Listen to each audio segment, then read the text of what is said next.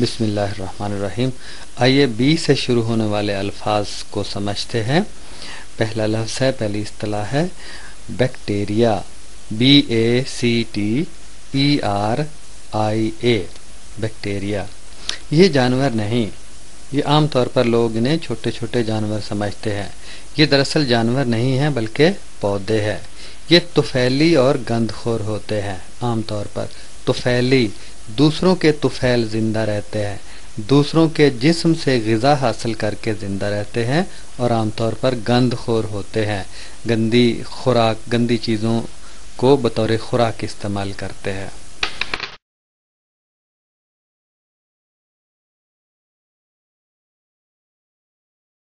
لفظ نمبر 55 ہے balance, BALANCE، balance. اس کا مطلب ترازو بھی ہے، میزان، ترازو اور میزان ایک ہی چیز ہے، اور توازن بھی ہے اس کا مطلب، اور اس کا مطلب بقایا بھی ہے۔ جیسے ہم کہتے ہیں ترازو سے پورا تولو، اور متوازن زندگی گزارو، اور میرے موبائل میں بقایا 20 روپے ہیں۔ یہ بیلنس کے سارے مطلب ہیں۔ اور شاعر نے، میر انیس نے اس لفظ کو، میزان کو، شعر میں اس طرح استعمال کیا ہے: سب امر اہم عقل کی میزان میں تلے تھے، سب امر اہم عقل کی میزان میں تلے تھے، عقدے وہ حل ہوئے جو کسی سے نہ کھلے تھے۔ یعنی تمام امور عقل کی کسوٹی پر پرکھے گئے تھے، عقل کے ترازو میں تلے تھے، اور عقدے یعنی مشکل مسئلے وہ حل ہو گئے جو کسی سے حل نہیں ہوئے تھے۔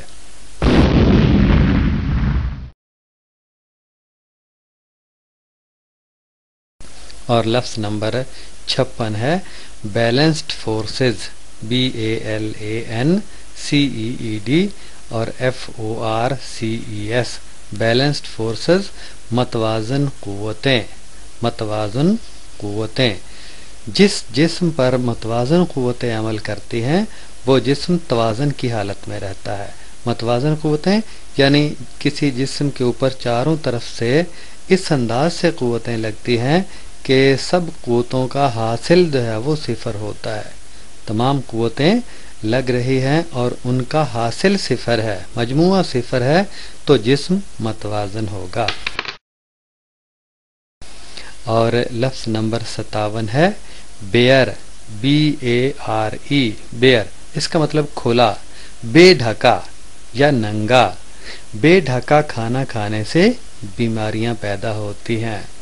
اور مرزا غالب نے اسی لفظ کو، کھلے کے لفظ کو، شعر میں اس طرح سے استعمال کیا ہے: صبح آیا جانب مشرق نظر، صبح آیا جانب مشرق نظر، ایک نگار آتشیں رخ سر کھلا۔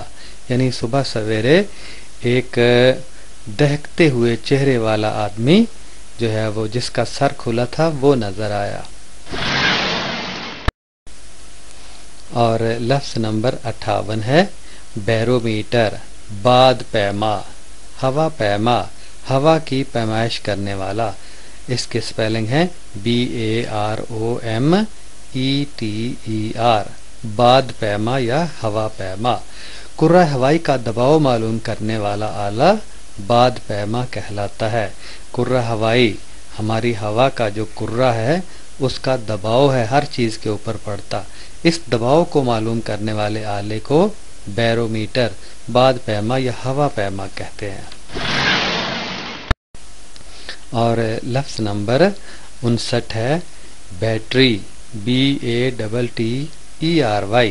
بیٹری، وولٹیج پیدا کرنے والا ذریعہ یا آلہ بیٹری کہلاتا ہے۔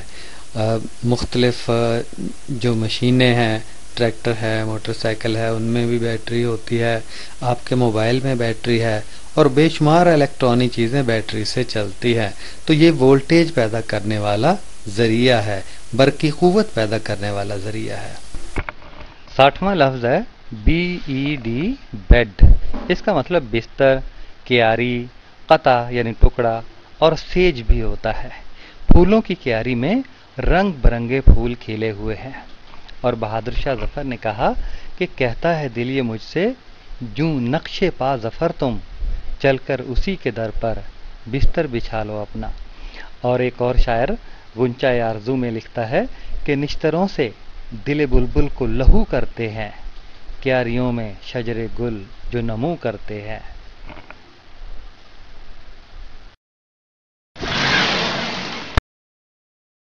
پاتے ہیں.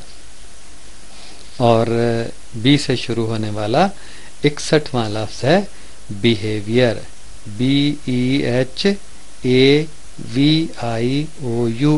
بیہیویئر. اس کا مطلب رویہ ہوتا ہے، طرز عمل یا طرز ادا، کسی کام کرنے کا طریقہ. بعض جانوروں کے رویے اور عادات بڑی دلچسپ ہوتی ہے. مثال کے طور پر آپ دیکھیں کہ جو چمگادڑ ہے آرام کرتا ہے درخت کی ٹہنی پہ الٹا لٹک کر. سیدھا اسے آرام نہیں آتا، الٹا لٹکتا ہے تو تب جا کر آرام کرتا ہے. اور مرتضیٰ برلاس نے رویے کے لفظ کو شعر میں اس طرح سمویا ہے: ہر رویے کی حد بھی ہوتی ہے، ہر رویے کی حد بھی ہوتی ہے، اور کب تک یوں ہی ستائیے گا. اور 66واں لفظ ہے بینیفیشیل. BENEFICIAL بینیفیشیل، فائدہ مند، نفع رساں یعنی نفع پہنچانے والا یا منافع بخش. بیکٹیریا فائدہ مند بھی ہوتے ہیں. بہت سے بیکٹیریا تو نقصان دہ بھی ہیں، بیماریاں پیدا کرتے ہیں، لیکن فائدہ مند بھی ہوتے ہیں. دودھ سے دہی اور خمیر بیکٹیریا ہی کی وجہ سے ممکن ہوتا ہے. خمیری روٹی آپ دیکھیں اسلام آباد اور پنڈی وغیرہ کے علاقے میں ایک روٹی خمیری ہوتی ہے، ایک پتیری ہوتی ہے. جو سادہ روٹی ہے آٹے کی وہ پتیری، اور جس میں سے خمیر اٹھا کر بنائی جاتی ہے وہ خمیری کہلاتی ہے. تو یہ بھی دودھ بھی بنتا ہے اور خمیر بھی، دودھ سے دہی بنتا ہے یا خمیر بنتا ہے، یہ بیکٹیریا ہی کی وجہ سے بنتا ہے. اور اس لفظ کو، نفع رساں کے لفظ کو شاعر اس طرح سے اپنے شعر میں استعمال کرتا ہے: افعال قبیح و حسن، ایک کھیل ہے اس کا. افعال قبیح و حسن، قبیح کا مطلب برا اور حسن کا مطلب اچھا، یعنی اچھا برا فعل اس کا کھیل ہے. افعال قبیح و حسن ایک کھیل ہے اس کا، کچھ نفع رساں ان میں ہیں، کچھ ہیں ضرر آور. یعنی کچھ دوست کے اندر کچھ کام جو ہے وہ اچھے ہیں، کچھ برے ہیں، کچھ سے فائدہ ہوتا ہے اور کچھ نقصان دہ ہیں، ضرر آور نقصان دہ. اور 63واں لفظ ہے بینیفٹ، نفع یا فائدہ. BENEFIT. جانور پالنے سے انسان جانوروں کی عادات سے اچھی طرح واقفیت حاصل کر لیتا ہے کہ جانور کیا کیا کھاتے ہیں، کیا کیا پیتے ہیں، اور کس کس انداز سے اپنی زندگی کو آگے بڑھاتے ہیں. اور اسی لفظ کو شعر کے اندر ڈھالا ہے رزمی نامی ایک شاعر نے: نفع بازی، رشوتیں، ٹھیکے، ذخیرے، سازشیں. نفع بازی، رشوتیں، ٹھیکے، ذخیرے، سازشیں، کھا نہ جائے تم کو یہ دولت کے انباروں کا غم.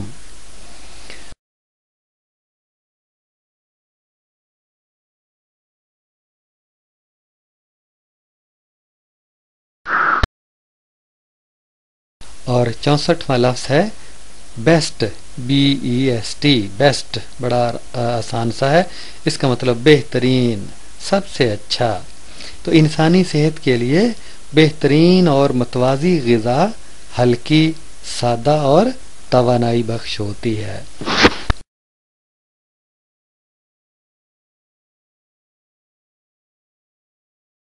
اور 65واں لفظ ہے بگ بینگ. BIG اور آگے BANG، بینگ، بگ بینگ. انفجار عظیم، انفجار فجر سے، جیسے فجر کی نماز ہے، فجر کا مطلب پھٹنا ہوتا ہے. انفجار عظیم، عظیم پھٹاؤ، عظیم دھماکہ، بہت بڑا دھماکہ. سائنسدانوں کا یہ مفروضہ کہ زمین ایک بہت بڑے دھماکے کے نتیجے میں وجود میں آئی ہے، انفجار عظیم کا نظریہ کہلاتا ہے. بعض سائنسدانوں کا یہ نظریہ ہے کہ زمین سورج کا جب مختلف سیارے اکٹھے تھے ایک حصہ تھا، تو جب بہت بڑا دھماکہ ہوا تو یہ الگ الگ ہو گئے۔ تو یہ سائنسدانوں کا نظریہ ہے۔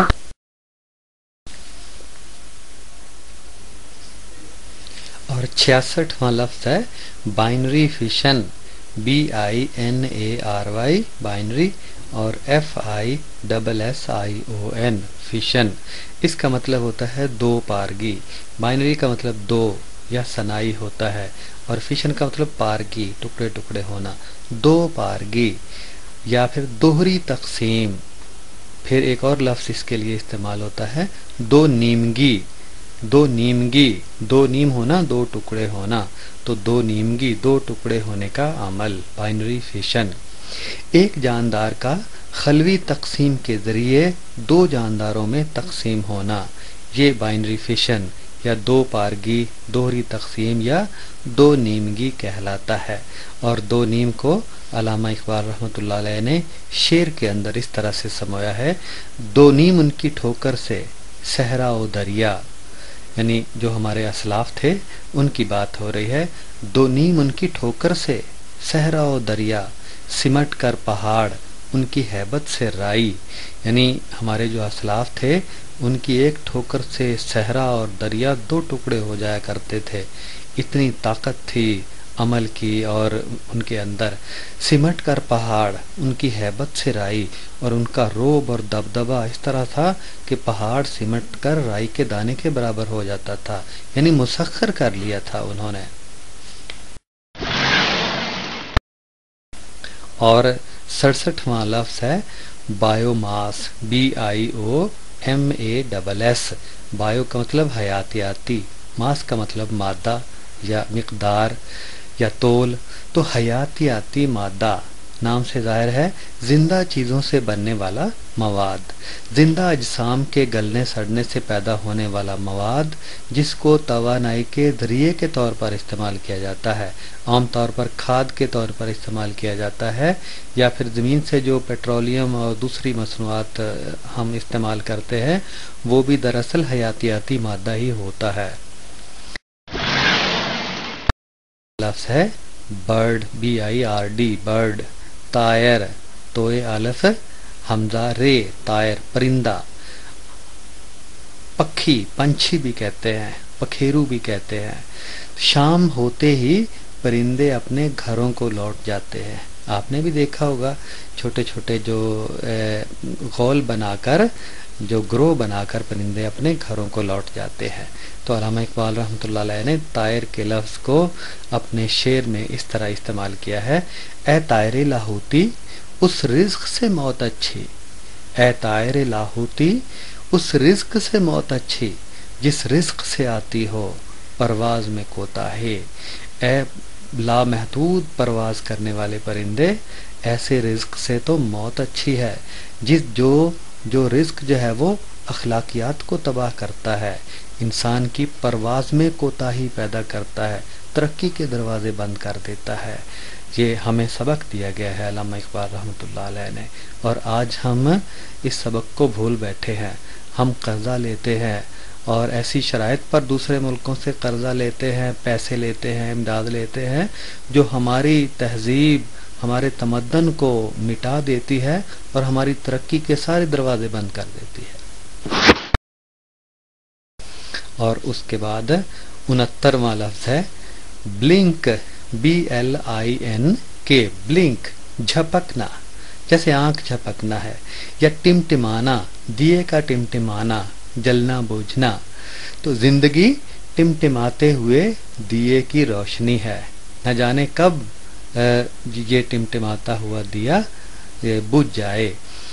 تو ٹمٹماتے رہے، شاعر کہتا ہے ٹمٹماتے رہے حسرتوں کے دیے، ٹمٹماتے رہے حسرتوں کے دیے، مسکراتی رہی رات بھر چاندنی۔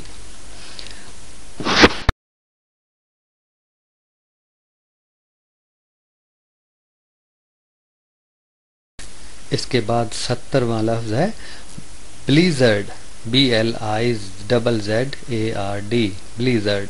اس کا مطلب برف باد یا برفانی ہوا، برفانی طوفان۔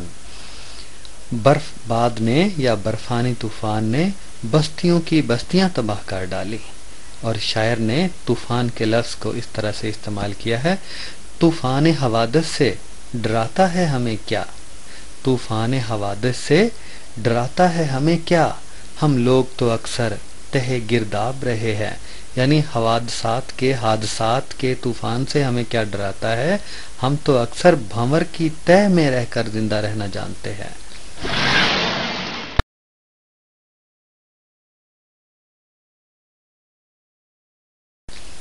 اور 71واں لفظ ہے بلاک، BLOCK.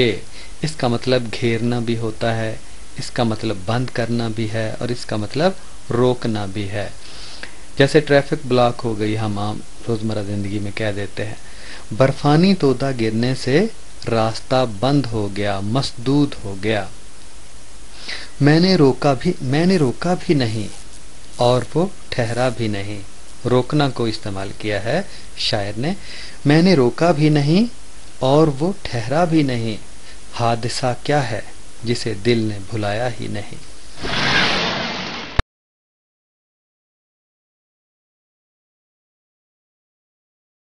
اور اس کے بعد 72واں لفظ ہے بلڈ، BLOOD.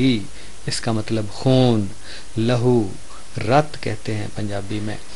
اور دل کا کام خون کو جسم کے مختلف حصوں میں بھیجنا اور وصول کرنا ہے. اور اقبال اختر شاعر ہیں، انہوں نے خون کے لفظ کو اپنے شعر میں ڈھالا ہے: خون دینا ہے پھر مجھے اختر، خون دینا ہے پھر مجھے اختر، ایک نادار منتظر ہے میرا. نادار کا مطلب غریب.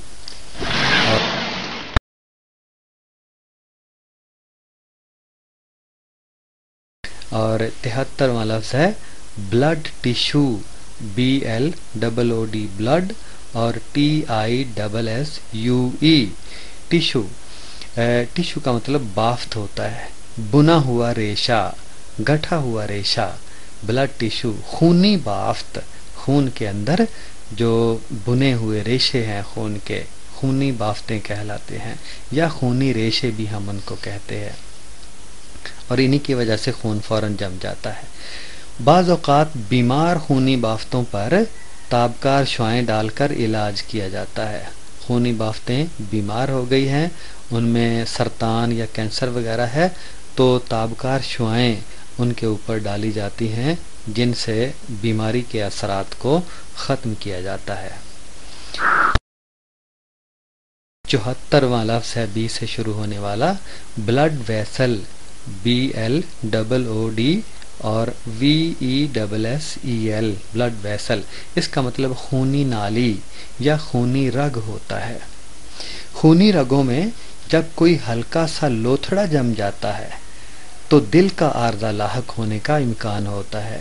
دل کا دورہ اس وقت پڑتا ہے عام طور پر جب ہمارے دل کی یا دماغ کی کوئی رگ ہوتی ہے، خون کی رگ، اس میں کوئی خون کا لوتھڑا جم جاتا ہے، یا کسی چیز کا لوتھڑا جم جاتا ہے، پھر خون میں رکاوٹ آ جاتی ہے، جس سے بعض اوقات شریان بھی پھٹ جاتی ہے اور دل کا عارضہ، دل کا دورہ بھی پڑ جاتا ہے.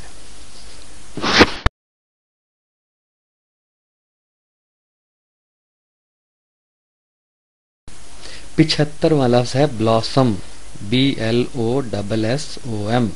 اس کا مطلب ہوتا ہے پھولوں کا کھلنا، نشو و نما پانا، بڑھوتری حاصل کرنا. موسم بہار میں ہر طرف خوش رنگ پھول کھلے ہوتے ہیں. اور پھولوں کے کھلنے کو شاعر اس طرح سے استعمال کرتا ہے: ہر پھول کی قسمت میں کہاں ناز عروساں، ناز عروساں دلہن کے ناز و نخرے. ہر پھول کی قسمت میں کہاں ناز عروساں، اور ہر پھول کی یہ قسمت میں نہیں ہے کہ وہ دلہنوں کے گلے کا ہار بنے. ہر پھول کی قسمت میں کہاں ناز عروساں، کچھ پھول تو کھلتے ہیں مزاروں کے لیے. اور 76واں لفظ ہے بوٹ، BOAT. کشتی، ناؤ، بیڑی کہتے ہیں پنجابی میں. کہ فلانے بندے نے میری بیڑی چوٹے پاتے۔ پانی کے مخالف بہاؤ کی سمت میں چپوؤں سے کشتی چلانا مشکل ہوتا ہے۔ پانی کی سمت میں تو چلانا آسان ہے، لیکن پانی کے مخالف سمت میں چلانا مشکل ہوتا ہے، کافی زور لگتا ہے۔ اور شاعر کہتا ہے، ہم لائے ہیں طوفان سے کشتی نکال کے، اس ملک کو رکھنا میرے بچوں سنبھال کے۔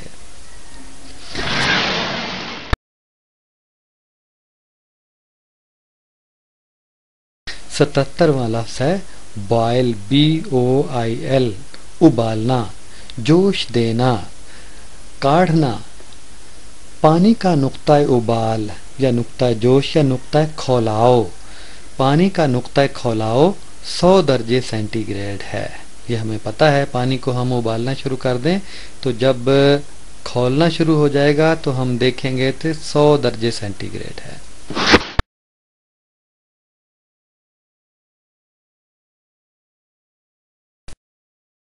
اور 78واں لفظ ہے بوائلنگ پوائنٹ، نقطہ ابال یا نقطہ جوش، نقطہ کھولاؤ، POILING بوائلنگ اور POINT پوائنٹ، نقطہ ابال، نقطہ جوش یا نقطہ کھولاؤ۔ مختلف مائعات کا نقطہ جوش مختلف ہوتا ہے۔ مائعات میں آپ کو پتہ ہے بہت ساری چیزیں ہیں، پانی ہے، تیل ہے، مٹی کا تیل، پٹرول وغیرہ اور چیزیں مائعات میں ہیں۔ اور ناچیز نے ایک شعر کہا ہے کہ طغیانیوں کے بعد تھی آبی آلودگی۔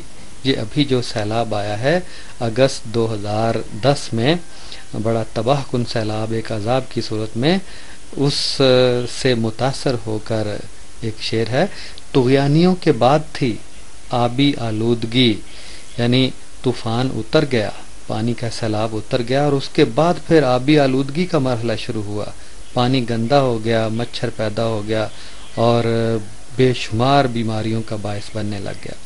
طغیانیوں کے بعد تھی آبی آلودگی، سیلاب کیا تھا ہم پہ، یہ دوہرا عذاب تھا۔ دوہرا عذاب، ایک تو پانی نے تباہ کاری پھیلائی اور اس کے بعد جب پانی طغیانی کم ہوئی، کھڑا پانی آلودہ ہونا شروع ہوا تو پھر بیماریوں کا عذاب شروع ہو گیا۔ اللہ تعالیٰ پناہ دے ایسے عذاب سے۔ بی سے شروع ہونے والا 79واں لفظ ہے bone tissue, BONE، bone TISSUE، tissue یعنی ہڈی ریشہ یا ہڈی بافت، ہڈی کا ریشہ۔ بعض اوقات متورم یعنی ورم زدہ ہڈی کی بافت کا علاج مشکل اور پیچیدہ ہو جاتا ہے۔ ہڈی کو جب ورم لگ جاتا ہے، ہڈی جب سوج جاتی ہے تو پھر اس کا علاج مشکل ہو جاتا ہے۔ ابتدائی صورتحال میں ہی اس کا علاج کروانا چاہیے۔ تو بون ٹیشو ہڈی ریشہ یا ہڈی بافت کو کہتے ہیں۔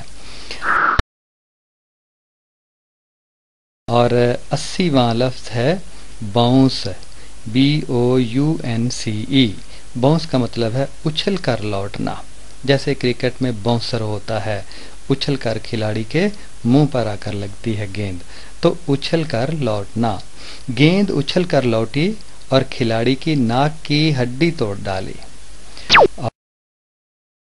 کے بعد 81واں لفظ ہے برین، BRAIN۔ اس کا مطلب دماغ یا بھیجا۔ انسانی عصبی نظام کا مرکزی حصہ دماغ کہلاتا ہے۔ اعصابی نظام، پٹھوں کا نظام، مرکزی حصہ دماغ ہے۔ دماغ ہی پورے جسم کو کنٹرول کرتا ہے، احکامات بھی دماغ سے ہی پورے جسم میں جاتے ہیں اور وصول بھی دماغ ہی کرتا ہے۔ اور دماغ کو مرزا غالب نے اپنے شعر کے سانچے میں اس طرح سے ڈھالا ہے، بلبل کے کاروبار پہ ہیں خندہ ہائے گل، بلبل کے کاروبار پہ ہیں خندہ ہائے گل، یعنی پھول جو ہے وہ بلبل کے کاروبار پہ ہنستے ہیں۔ بلبل کا کیا کاروبار ہے کہ یہ پھولوں سے اور باغ سے، چمن سے محبت کرتا ہے یہ پرندہ۔ تو بلبل کے کاروبار پہ ہیں خندہ ہائے گل، کہتے ہیں جس کو عشق خلل ہے دماغ کا، یعنی بلبل کا جو کاروبار ہے، بلبل کو جو باغ سے محبت ہے، اس پر پھول ہنستے ہیں اور کہتے ہیں کہ یہ جو کاروبار بلبل نے پکڑ رکھا ہے یہ تو دماغ کا خلل ہے۔ عام روزمرہ زندگی میں بھی اس شعر کو عشق مجازی پر بھی اس کا اطلاق کر کے کہا جاتا ہے۔ اس کے بعد 82واں لفظ ہے برونکائی، قصبی نالیاں یا ہوا کی نالیاں، برونکائی BRONCHI، یعنی وہ نالیاں جن میں ٹریکیا نچلے سرے پر منقسم ہوتی ہے۔ ٹریکیا سانس کی نالی نچلے سرے پر منقسم ہو کر تقسیم ہو کر پھیپھڑوں تک جاتی ہیں، بہت ساری اکٹھی ہوتی ہیں۔ برونکس اس کی برونکائی جمع ہے برونکس کی، یعنی زیادہ نالیاں۔ اور اس کے بعد ہے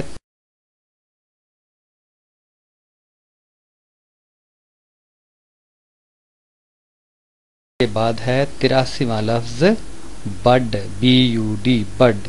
اس کا مطلب ہوتا ہے غنچہ، کلی، ان کھلا پھول یا چشمہ، آنکھ بھی کہتے ہیں۔ آپ نے دیکھا ہوگا کماد کی جو گنا ہے، گنے کی دو پوریوں کے درمیان آنکھیں ہوتی ہیں، وہی پھر دبا دیتے ہیں زمین میں پوریوں کو کاٹ کر، وہی آنکھیں پھر نیا پودا بن جاتا ہے۔ اور بھی بہت سے پودوں میں ایسی ہوتی ہیں۔ تو غنچے کو، کلی کو، ان کھلا پھول، ادھ کھلی کلی جو ابتدائی حالت میں ہوتی ہے، ان سب کو انگریزی میں بڈ کہتے ہیں۔ تو غنچہ، کلی، ان کھلا پھول، چشمہ، آنکھ، سب اس کے مطلب ہیں۔ اور شاعر اس کو استعمال کرتے ہیں۔ ہمراز نیر صاحب غنچے کو کبھی تو آس کے غنچے چٹک کے پھول بنے، غنچہ چٹک کے بعد میں پھول بن جاتا ہے، تو کبھی تو آس کے غنچے چٹک کے پھول بنے، کبھی تو ہجر کی یہ رات خواب ہو جائے۔ اس کے بعد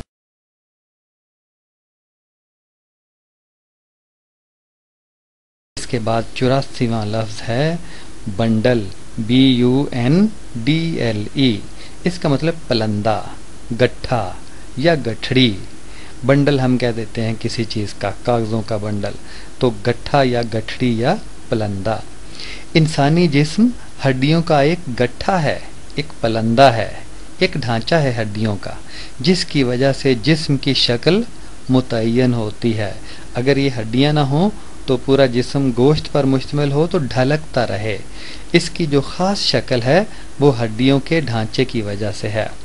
اور شاعر کلیات ظفر میں اس کو اس طرح سے شعر میں استعمال کیا ہے: گٹھڑی ہی گناہوں کی کیا کم ہے گراں باری، یعنی گناہوں کی گٹھڑی کا ہی بوجھ کیا کم ہے۔ گٹھڑی ہی گناہوں کی کیا کم ہے گراں باری، جو اور زیادہ ہم کچھ بارے گراں ڈھونڈیں، یعنی گناہوں کی گٹھڑی ہی پہلے بہت بھاری ہے، اور زیادہ بوجھ ہم کیوں ڈھونڈ رہے ہیں۔ یہ بہادر شاہ ظفر کا شعر ہے۔